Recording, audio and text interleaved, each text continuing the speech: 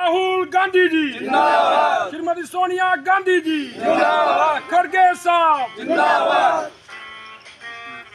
चौधरी जी जिंदाबाद, योगेश चौधरी जी जिंदाबाद। लगातार से देखा जा रहा है कि कांग्रेस के जो कार्यकर्ता हैं वो मैदान पे हैं। कितना समर्थन मिल पा रहा है लोगों से? क्या उम्मीद है कि आने वाले जो चुनाव हैं उनमें कितनी उम्मीद है?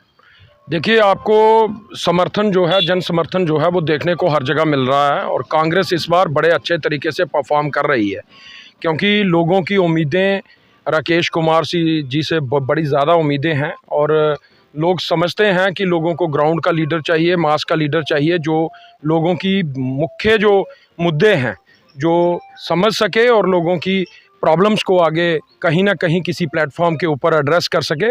उसी के मतलब आज बॉर्डर एरिया का जो ये क्षेत्र है, इस एरिया में लोगों को काफ़ी सारी उम्मीदें हैं और कांग्रेस इस इलेक्शन में भारतीय जनता पार्टी के खिलाफ लड़ाई लड़ रही है, जिसमें मुख्य मुद्दा जो है वो है बेरोज़गारी के खिलाफ लड़ाई है हमारी, खनन माफिया के खिलाफ लड़ाई है हमारी, शराब माफिया के खिलाफ लड़ाई है हमारी और कारपोरेट जो पूरे जम्मू कश्मीर को लूटने का जो प्रयास किया जा रहा है उसके खिलाफ हम सब लोग मिल के लड़ाई लड़ रहे हैं।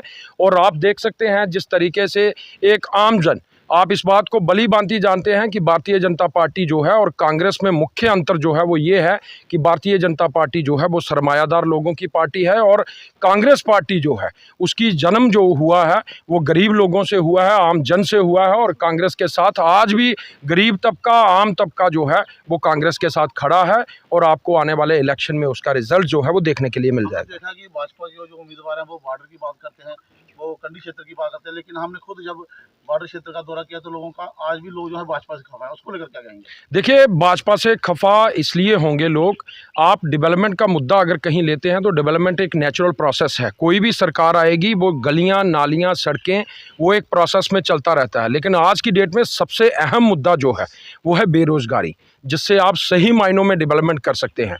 और बेरोजगारी से बॉर्डर क्षेत्र के जो नौजवान हैं, युवा साथी हैं, आज की डेट में वो चिट्टे की तरफ और इन चीज़ों की तरफ भटक रहे हैं, जिससे उनके माँ बाप को चिंता है। और बॉर्डर एरिया का रुझान इस वक्त जो है वो इसी तरफ है कि हमें इस बार चेंज चाहिए और उस चेंज में हमें अपना लोकल कैंडिडेट जो है वो चाहिए, ताकि वो हमारी प्रॉब्लम्स को और इस बॉर्डर के जितने भी इश्यूज़ हैं उनको कहीं ना कहीं किसी बड़ी प्लेटफॉर्म के ऊपर एड्रेस कर सके और इस क्षेत्र में एक विकास जो है, जो बुनियादी विकास जिसको हम कहते हैं कि बेरोज़गारी दूर होनी चाहिए, क्योंकि बेरोज़गारी दूर होगी तो आप कह सकते हैं कि सही मायने में उस क्षेत्र की डेवलपमेंट हो सकती है। जहां रोज़गार होगा, जहां रोज़गार नहीं होगा वहां आप कदा भी उम्मीद नहीं कर सकते कि उस क्षेत्र का कोई एरिया जो है वो डेवलप कर सके। भाजपा एक बात कह रही है कि बेटियों का हक जो दिया जाता है 370 को तोड़कर, वो कांग्रेस नहीं चाहती कि बेटियों को उनका हक मिले।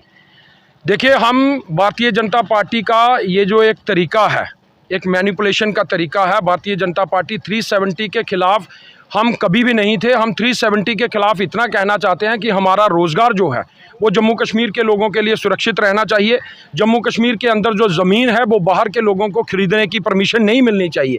आपको जीता जागता सबूत मैं देना चाहता हूं, आज की डेट में 370 के बाद कश्मीर के अंदर उधमपुर से आगे आपको कोई इंडस्ट्रियलिस्ट जाता हुआ नहीं दिखा। किसी इंडस्ट्रियलिस्ट ने उधमपुर से आगे जगह ज़मीन नहीं खरीदी है, लेकिन आप मरीन एरिया में देख सकते हैं जिसको रेड जोन के लिए डिक्लेयर किया गया एडमिनिस्ट्रेशन के द्वारा, और आज लगभग 1000 कनाल के करीब ज़मीन जो है वो इन लोगों ने, बाहर के लोगों ने, गुजरात के लोगों ने, राजस्थान के लोगों ने यहाँ पर खरीदी है, जिससे आने वाले समय में हमारे लोगों को ज़मीनें कम पड़ेंगी, रोज़गार कम मिलेगा। और उसी के मतलब हम ये कहना चाहते हैं, हम किसी के हक के खिलाफ नहीं हैं। हम ये चाहते हैं कि हमारे जो हक थे, जो हैं, जो महाराजा की तरफ से हमें दिए गए थे, महाराजा हरि सिंह की तरफ से हमें दिए गए थे, वो हक जो हैं वो हमारे महफूज रहने चाहिए। हमारे ज़मीनों के हक, हमारी नौकरियों के हक, ये हक जो थे ये हमारा अधिकार है और ये अधिकार हमें वापस मिलना चाहिए। भाजपा ये भी आरोप लगा रही है कि अगर अपने स्टेट में एनसी और कांग्रेस की सरकार आती है तो सबसे पहले ये पत्थरबाजों को और आतंकवादी को बढ़ावा मिलेगा। देखिए, आप भारतीय जनता पार्टी के पुराने जो 2.5 साल का उनका टेन्योर रहा है, कांग्रेस ने फिर 17 सीटें लेकर जम्मू कश्मीर में जम्मू प्रोविंस का मुख्यमंत्री दिया गुलाम नबी आज़ाद के रूप में। आप मुझे बताइए, भारतीय जनता पार्टी को 25 सीटें जम्मू प्रोविंस ने दी थी, इन्होंने 25 की 25 उठा के नेशनल कॉन्फ्रेंस को ये कहते हैं, ये नेशनल कॉन्फ्रेंस के पीछे 1 साल घूमे हैं कि हमारे साथ अलायंस करिए। ये अलग बात है, उन्होंने अलायंस नहीं किया, ये पीडीपी के साथ सरकार बना चुके हैं। ये हमें देशभक्त होने का सर्टिफिकेट ना दें, हमारे पास बहुत कुछ है साबित करने के लिए कि हम देशभक्त हैं, थे और रहेंगे। और ये भारतीय जनता पार्टी का एक चेहरा है।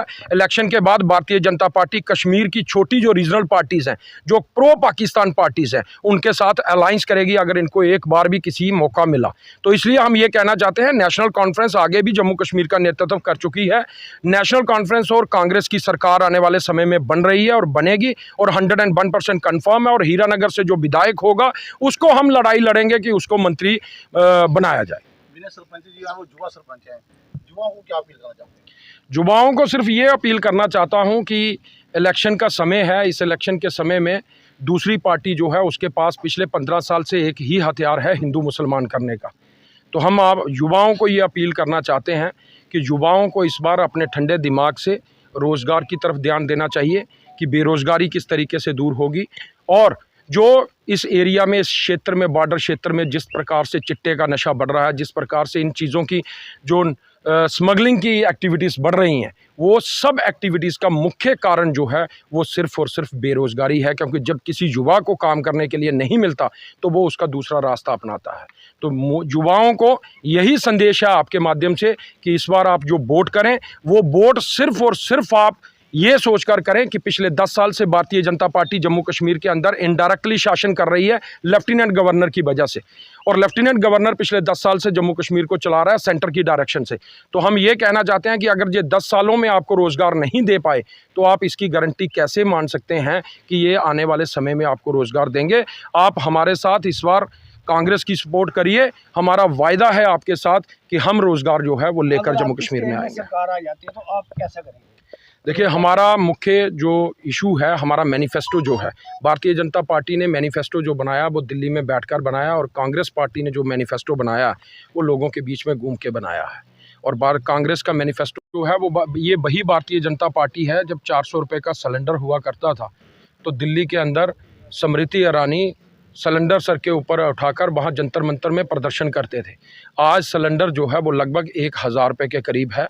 और जिस उज्ज्वला योजना का ये प्रचार करते हैं, उस उज्ज्वला योजना के तहत सिर्फ एक सिलेंडर वो गरीब इंसान अपने घर में इस्तेमाल कर सका। उसके बाद उसकी हिम्मत नहीं हुई कि वो 1000 रुपये का सिलेंडर जो है वो भरवाए।